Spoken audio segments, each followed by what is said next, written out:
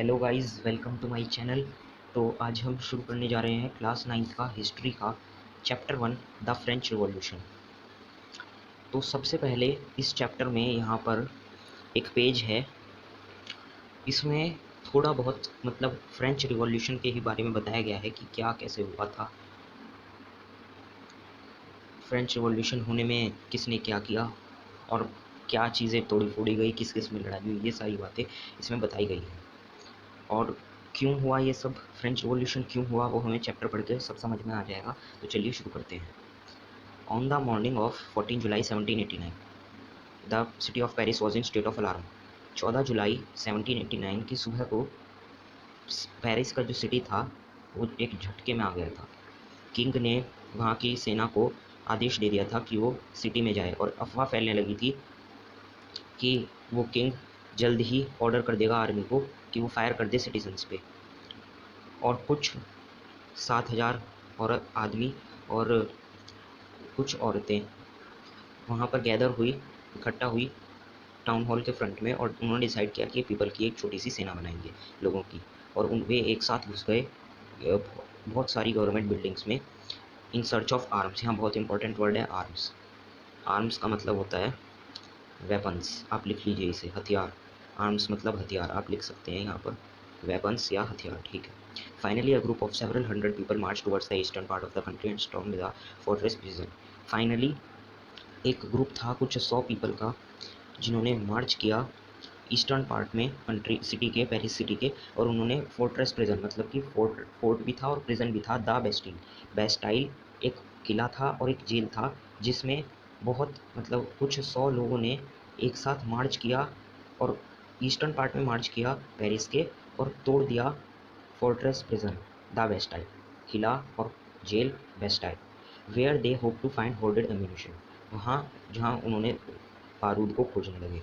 In the armed fight that followed, ये जो fight चली, commander of Bastille was killed. Bastille jail और किले का जो कमांडर था वो मार दिया गया और प्रिजन्स को रिलीज कर दिया गया। हालांकि वे साथ ही थे, और बेस्टाइल से सब नफरत इसलिए भी करते थे क्योंकि वो किंग की डेस्पोटिक पावर को बताता था, किंग की मोनार्कियल पावर जो उसे मिली आ रही थी कि किंग जो बताएगा वही करना होगा, और किंग का यह हमेशा आदेश चलेगा, कोई उससे सवाल नहीं कर सकता। The fortress was demolished and its stone fragments were sold in the markets to all those who wish to cap a 7 year of its destruction. ये जो किला था उसे तोड़ दिया गया, उसके जो पत्थर के टुकड़े थे किले को तोड़कर वो मार्केट में बेच दिए गए, और उन पीपल्स ने खरीद लिए जो कि इस डिस्ट्रक्शन को यादगार के रूप में रखना चाहते थे। The days that followed so more rating both in Paris and country side. जो दिन गुजरते गए वो बहुत ज़्यादा ख़राब रहे पेरिस के लिए भी और उनके लिए country side, for the Paris, both in Paris and the country side. जो दिन गुजरते गए वो बहुत ज़्यादा ख़राब रहे पेरिस के लिए भी और कंट्री साइड यानी कि गांव के लिए भी। इसे भी लिख लीजिए कंट्री साइड। बहुत सारे लोग सोचते हैं कि कंट्री साइड मतलब देश होगा, कंट्री मतलब देश, लेकिन ऐसा नहीं है, कंट्री साइड गाँव को कहते हैं। Most people were protesting against the high price of bread. बहुत सारे लोग ब्रेड की हाई प्राइस के लिए प्रोटेस्ट कर रहे थे, और बहुत समय बाद हिस्टोरियंस जब इस टाइम को देखते हैं, इस टाइम के बारे में सोचते हैं, तो वे इसे इस रूप में देखते हैं कि ये एक इवेंट्स की चेन की बिगनिंग था, जिसने अल्टीमेटली एग्जीक्यूशन, जिसने अल्टीमेटली कॉज किया ये, जिसकी वजह से फ्रांस के किंग का एग्जीक्यूशन हो गया। और फ्रांस बहुत, दो most people at the time did not anticipate this outcome, how and why did this happen. बहुत सारे पीपल इस टाइम के ये समझ नहीं, इसके आउटकम को समझ नहीं पाए, क्यों हुआ, कैसे हुआ, ये सब हम जानते हैं। चलिए, पहला है मेन चैप्टर हमारा यहाँ से शुरू होता है, वो एक ब्रीफ डिस्क्रिप्शन था, इंट्रोडक्शन था। French society during late 18th century. अब ये देख लीजिए पहले कि इस हेडिंग का क्या मतलब है। फ्रेंच मतलब फ्रांस की society during late 18th century. Late 18th century यानी कि 18th सेंचुरी है, जो भी हमेशा ये याद रखना होगा कि जो भी सेंचुरी होगी उससे 100 साल पहले चलेगा ईयर। जैसे इसमें लेट 18th सेंचुरी है तो उससे 100 साल पहले क्या हुआ, 1750, और लेट है ना इसलिए 1750 के बाद का समय, ये 1750 के आसपास का समय ही लेट 18th सेंचुरी कहलाएगा।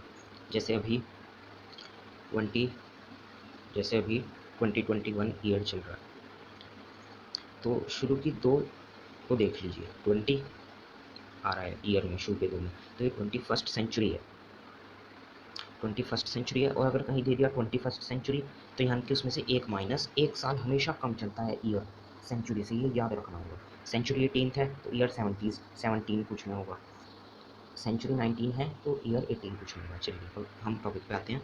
French society during late 18th century, 1750 के आसपास की फ्रेंच सोसाइटी कैसी थी। ये फ्लो चार्ट बहुत इंपॉर्टेंट है, सब कुछ बता देता है। चलिए इसी से शुरू करते हैं। फर्स्ट स्टेट जो था वो क्लर्जी था। First state, second state, third state, तीन स्टेट्स में ये फ्रांस की सोसाइटी बटी हुई थी। फर्स्ट स्टेट के जो पीपल थे वे क्लर्जी थे, सेकंड स्टेट के नोबेल्टी थे, और थर्ड के big businessman, merchant, port official, lawyer, peasant, artisan, small peasant, landless, labour servants, ये सब थे।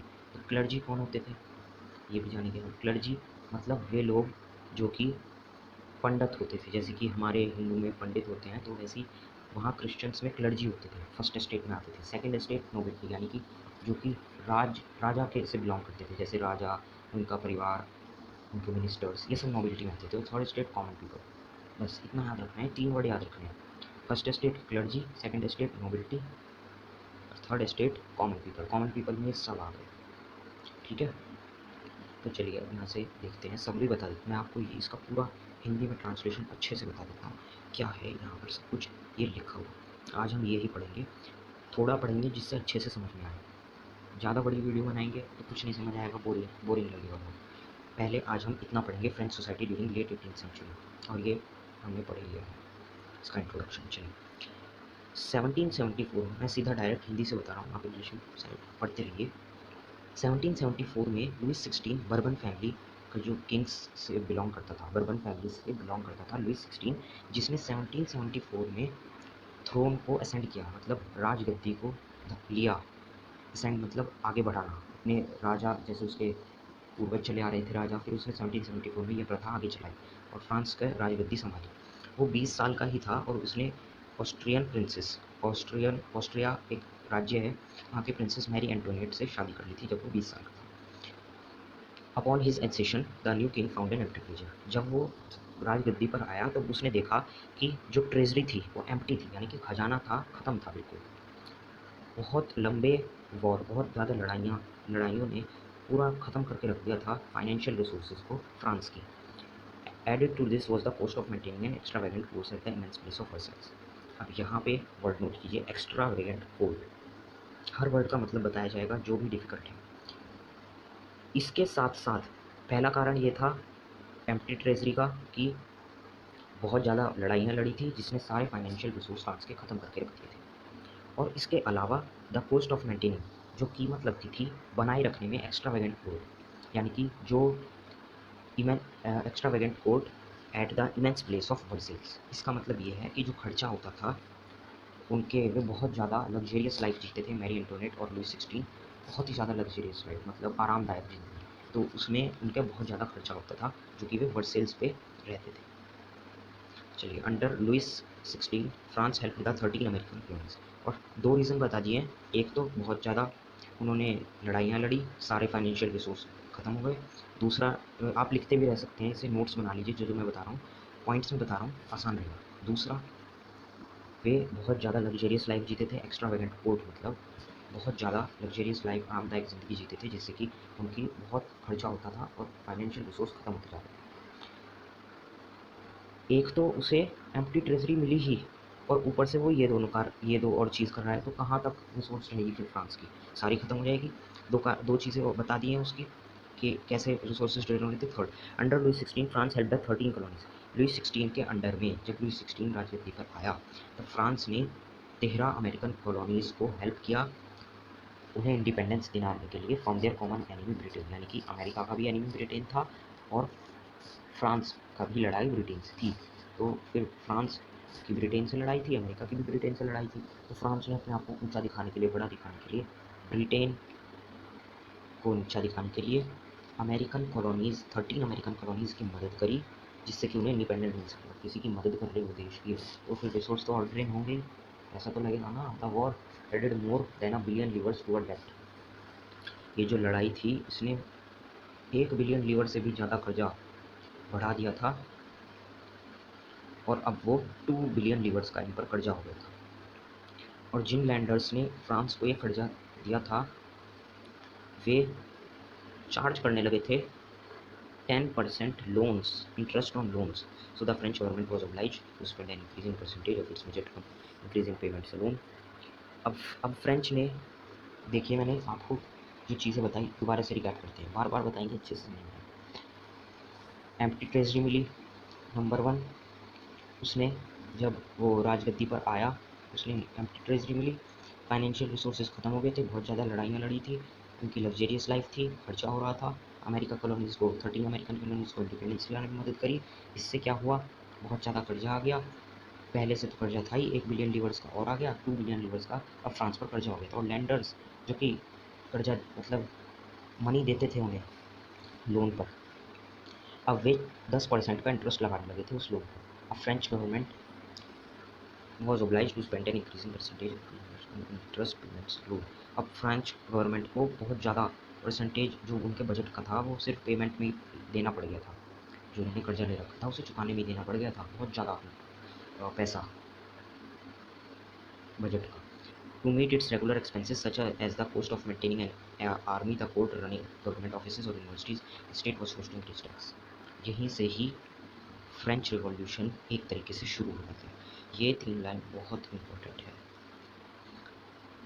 अब ये जो रेगुलर एक्सपेंस हो रहा था, अब सारी चीज़ों को उन्हें बनाए रखना था। आर्मी थी, कोर्ट था, गवर्नमेंट ऑफिसेज थे, यूनिवर्सिटी थी और स्टेट, तो अच्छे से रखना था। तो उन्हें अब टैक्स को इंक्रीज़ करना पड़ गया। वही टैक्स इंक्रीज़ करेंगे तो फ्रेंच गवर्नमेंट के पास पैसा आएगा, कर चुका देगी और पैसा बच जाएगा ज़्यादा आने की वजह से, तो फिर उसे अपने army, court, running government office पर लगाएगी। Yet even this measure would not have sufficient. हालांकि ये मेजर भी सफिशिएंट नहीं था। फ्रेंच सोसाइटी 18th सेंचुरी में डिवाइडेड 3 एस्टेट में और members of third estate paid the tax. सिर्फ मैंने तो बता ही दिया कि 3 एस्टेट में डिवाइडेड थी फ्रेंच सोसाइटी 18th सेंचुरी में। और ये इंपॉर्टेंट है, इसे मार्क कर लीजिए, बुक खोल कर बैठिए, जो कर रहे हैं, जो मैं बता रहा हूँ इंपॉर्टेंट, इसे मार्क करके। Only members of third estate paid tax. तीनों स्टेट थे, 3 स्टेट में बटी हुई थी सोसाइटी, लेकिन सिर्फ थर्ड एस्टेट ही टैक्स देती थी। और एक तो टैक्स वो दे रही थी, कॉमन पीपल ही थे वे, और टैक्स बढ़ा देंगे तो क्या होगा, फिर रिवॉल्यूशन तो होगा ही ना। ये भी एक कॉज था रिवॉल्यूशन का, फ्रेंच रिवॉल्यूशन का कॉज। क्वेश्चन आता है, describe the causes of French revolution. Only members of third estate paid tax, bread के प्राइस इंक्रीज हो गए थे, वो पहले ही बता दिया था। और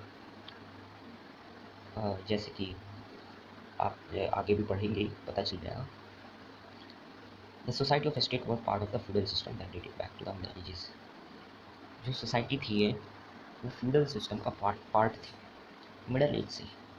फ्यूडल सिस्टम क्या होता है? फ्यूडल सिस्टम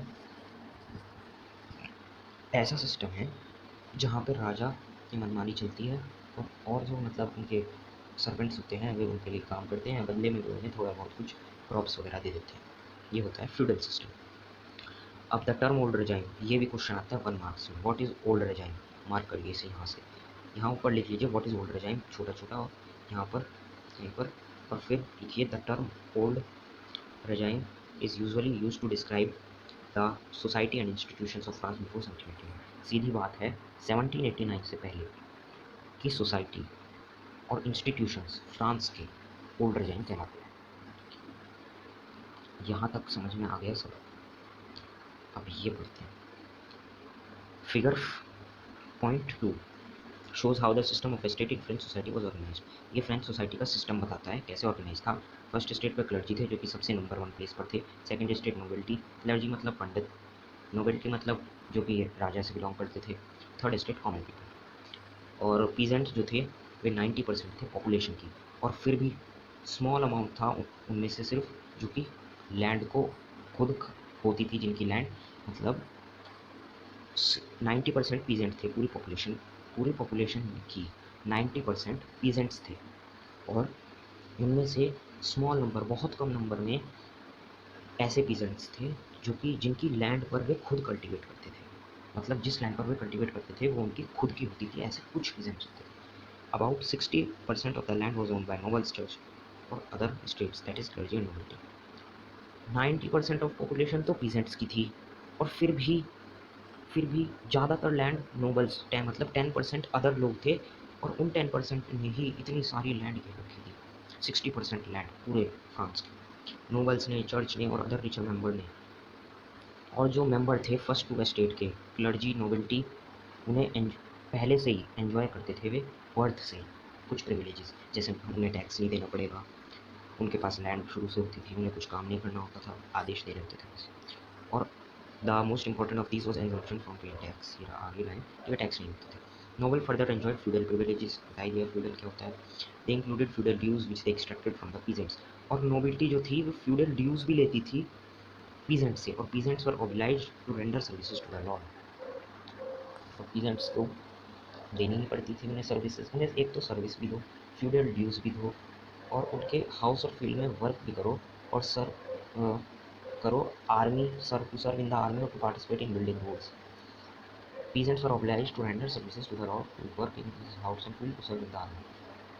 Peasants उनके घर में काम भी करते थे, फील्ड्स में काम भी करते थे, आर्मी में भी जाना पड़ता था कभी, पार्टिसिपेट बिल्डिंग रोड्स भी उन्हें पार्टिसिपेट करना पड़ता था। अब अदर इम्पॉर्टेंट चीज़, ये दो बहुत इंपॉर्टेंट चीज़ है, ध्यान से सुनना जरूर आती है। 100% चांस तो नहीं कहूँगा क्योंकि ऐसे तो कुछ श्योर नहीं है, लेकिन हाँ 99.9% चांस है कि जो अब मैं बताने जा रहा हूँ वो पेपर में आता ही आता है, 99.9% chance.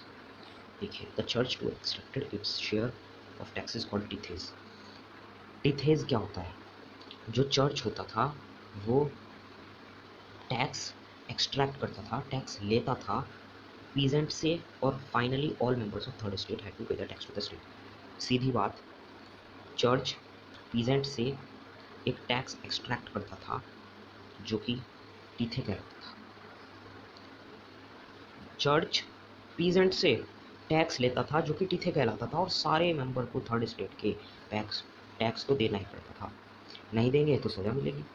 These included a direct tax called tail and a number of indirect tax which were levied on the articles on everyday income. और डायरेक्ट टैक्स टेली भी लगता था। क्वेश्चन आता है what is tithe, what is taille, दोनों भी आ जाते हैं, एक भी आ जाता है।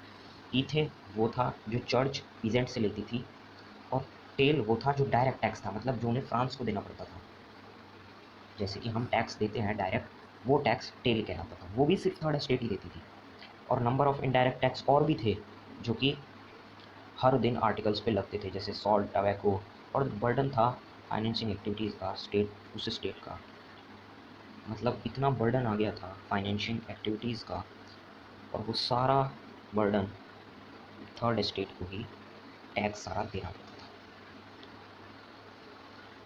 वॉज बॉर्न मतलब, अब बच्चे, मतलब बहुत सारे लोगों को लगता है कि ये the burden of financial activities of the state through taxes was born by the third state alone. अब यहाँ बॉर्न को भी अंडरलाइन करिए और इसका मीनिंग लिखिए, बहुत इंपॉर्टेंट वर्ड है बॉर्न, यानी कि देना पड़ता था।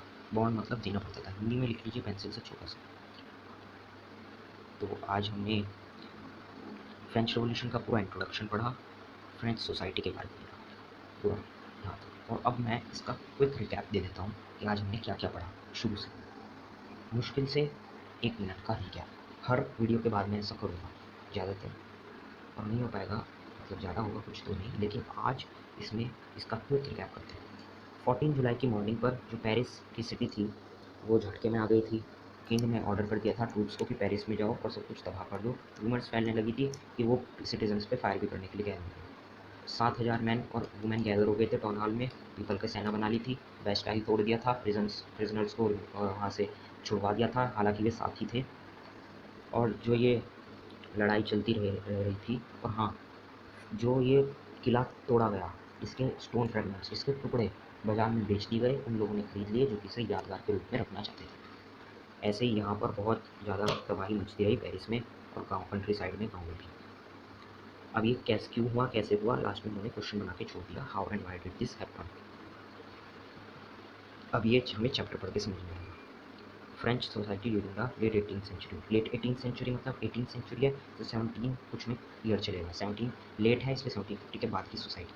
3 स्टेट में डिवाइडेड थी, क्लर्जी, पंडित, नोबिलिटी, राजा से बिलोंग करने वाले, third state common people. Louis 16 Bourbon family का राजगद्दी पर आया, 20 साल का जब था, ऑस्ट्रिया की प्रिंसेस मैरी एंटोनिएट से शादी हो गई थी, और उसने एम्परर ट्रेजरी देखी लॉन्ग ईयर्स, बहुत साल, लड़ाई के जो लड़े थे फ्रांस ने, उसने सारी फाइनेंशियल रिसोर्सेज को ड्रेन कर दिया था। और ये एम्प्टी ट्रेजर किस लिए था, ये सारी बातें इसमें बताई गई है। एम्प्टी, हाँ, क्वेश्चन ये भी आ जाते हैं कई बार, what was the reason behind empty treasury in France which the Louis 16 find. तो इसके ये पॉइंट्स लिखेंगे। Long years of wars had drain the financial resources of France. बहुत ज़्यादा लड़ाई, ये बता तो चुका हूँ मैं आपको, ये सब पहला पॉइंट हो जाएगा यहाँ तक, रिसोर्सेज ऑफ फ्रांस। फिर सेकंड पॉइंट आएगा, added to this was the cost of maintaining an extravagant fort at the immense place of Versailles. Under Louis XVI, France helped the 13 American colonies to gain their independence from the common enemy, Britain. और ये सारे reasons थे। 3 point आ जाएंगे, जितना points में लिखोगे उतना beneficial है। और द वॉर, यानी जो वॉर था उसने 1 बिलियन लीवर का कर्जा और बढ़ गया था। फ्रांस पर 2 बिलियन लीवर का उसका कर्जा हो गया था। लैंडर्स 10% इंटरेस्ट लेने लगे थे। अब इन सब चीज़ों को मीट करने के लिए, मतलब जो खर्चे बढ़ रहे थे, इसे कम करने के लिए क्या करता फ्रांस का राजा, टैक्स बढ़ाता। और टैक्स कौन देता था, सिर्फ थर्ड स्टेट। और जो है फिर यहाँ पर बताया गया है कि थर्ड सोसाइटी जो थी स्टेट्स की, वो फ्यूडल सिस्टम का पार्ट थी, मिडल एजेस से पहले से। और इम्पॉर्टेंट टर्म मैंने बताया था पहले भी, what is old regime, direct question आता है, आंसर होगा, याद मत करिए, समझिए बस, खुद बना के लिख देना। Term old regime is use to describe the society of France before 1789, इतना भी लिख दिया बस, पूरे मार्क्स फुल मार्क्स। 1789 के पहले की सोसाइटी फ्रांस की ओल्ड रिजाइम कहलाती है। नाम से पता चल रहा है, ओल्ड मतलब पुराना, रिजाइम मतलब वहाँ का शासन, तो 1789 से पहले की। चलिए, और फ्रांस सोसाइटी का सिस्टम बताया गया, पीजेंट 90% थे। हालांकि कुछ लोग, किसी के पास भी उनमें से ज़मीन नहीं थी, कुछ के पास ही थी, दूसरों की ज़मीन पर वे कल्टिवेशन करते थे। 60% लैंड हालांकि नोबल्स, चर्च और रिचर मेंबर्स के पास थी। और पहले शुरू के 2 जो स्टेट्स थे, क्लर्जी और नोबिलिटी, बहुत सारे प्रिविलेजेस उन्हें बर्थ से मिलते थे, टैक्स नहीं देना पड़ता था, लैंड उनकी खुद की होती थी। और उल्टा चर्च एक्सट्रैक्ट करता था टाइट्स फ्रॉम पीजेंट्स, पीजेंट से एक टैक्स लगाता था चर्च, टाइट्स। और टेल होता था जो कि डायरेक्ट टैक्स लगता था फ्रेंच सोसाइटी द्वारा, थर्ड स्टेट, हाँ, दोनों टैक्स थर्ड स्टेट लेते थे। और नंबर ऑफ इनडायरेक्ट टैक्स थी। और ये बर्डन जो सारा था फाइनेंशियल एक्टिविटी का, सारा थर्ड स्टेट में था। आज हमने ये पूरा कंप्लीट कर लिया, समरी भी मैंने बता दी है।